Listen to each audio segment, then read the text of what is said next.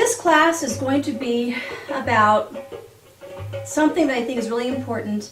It's about angling and working in place movement for restaurant dancing. And I'm just going to go ahead and just focus in on specific angling and movements that will help you if you're in a tight spot.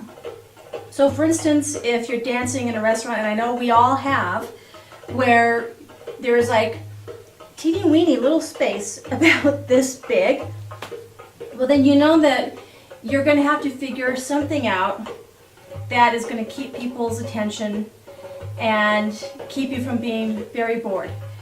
So in-place dancing and learning how to angle and move in tight spots also helps you out when you're working on a stage or a nightclub where you have tons of room. So it kind of works for both, depending on no space or if you have a lot of space. Now I like in-place dancing and angles and turns with traveling steps because the cool part about them is the fact that they can be used in any venue depending on whatever space. So if you're in a tight spot, you look fantastic there. And if you work your angles and your traveling steps and your turns in on a big stage, well, then you have something pretty cool where you can use your space, come into place, do your in-place movement, and then move on. So you kind of have a variety of different things happening there where you're using your space, not using your space, which I think is an important opposition that you should be using. And also it serves a purpose where it keeps your mind going so you can kind of figure out what are you going to be doing. I know a lot of dancers have talked to me about choreography, and a lot of them do spontaneous choreography in restaurants because so much is happening when you're dancing. And I think that in many ways it can create kind of a lackadaisy way of belly dancing because you know it can't be structured totally unless you have a stage. And I have worked in restaurants where I did have stages where I had to do a full set. So you have apples and oranges here. But the angles and turns and traveling steps and everything that we're going to be working on today, they all go hand in hand and they work in venues. But the best thing that happens by practicing what we're going to be doing today is it keeps you from getting lackadaisy with your dancing, especially if you're doing restaurant dancing. And so I know that some dancers think that restaurant dancing can, kind of take away from their choreography, or it can take away from their performance aspect of what they want to do. But if you can use space, then I think, and you become a master of using your space, and I think that you have something as an advantage. And I think you have something that will make your dancing more appealing. So I think mastering your space and working in your angles and your turns and your traveling steps all together will help you understand when to use space, when not to, and you will know instinctively what to do in whatever venue that you are performing in. So go ahead and get warmed up and get water, whatever you need to get, and let's get started on your class.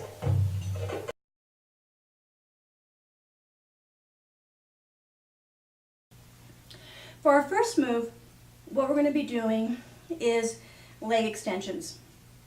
And I think leg extensions are important because you can kind of add a little dramatic aspect to your dancing when you extend out, and you can kind of go outside of that space of being in place. You can extend out and you can show a little bit of leg if you want. And I like leg extensions because I can kind of add to them and do other hip work with them. So what we're going to be doing is we're going to be doing half turns. So we're going to do leg extensions, half turns, positioning, and then we're going to go from facing one audience, which will be you. I'm going to turn my back and be facing the back drape. And that way I can show you how I entertain people when I'm doing restaurant dancing, when I'm limited in my space. So what we're going to be doing is right extension, come into place, left extension, come into place, down, up, out, back, back in place, and left, right, down, up, out, back, back in place. Right, left, extend, that's our position, and we're kind of angled. Okay, so you come across here, and left, right, extend, and then what happens?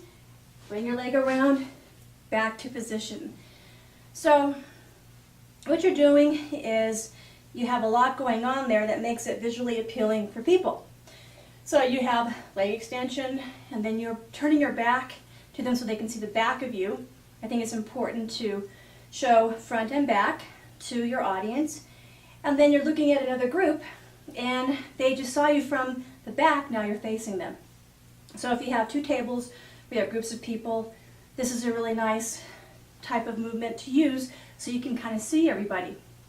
So let's go ahead and go over this. Now the arms are very basic. Arms are out to the side when I'm doing my leg extensions. So I'm going to do right, together, left, together. Left arm comes behind my head, and I'm going to do a down, up, out with my right hip. Down, up, out, okay? But my leg stays out.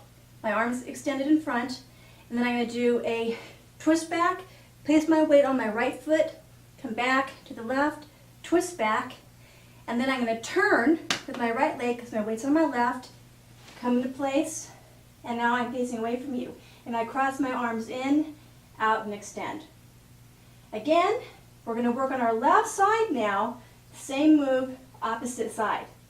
So left, together, right, together, down, up, out, back, back in place. Sweep, sweep, extend, position, turn, and sweep, sweep, extend, turn, and position. So the last two might feel a little bit odd. Sweep, sweep, extend, and turn. Sweep, sweep, extend, and turn. Sweep, sweep, right leg extend, half turn, left, right, extend left, and turn. Okay? So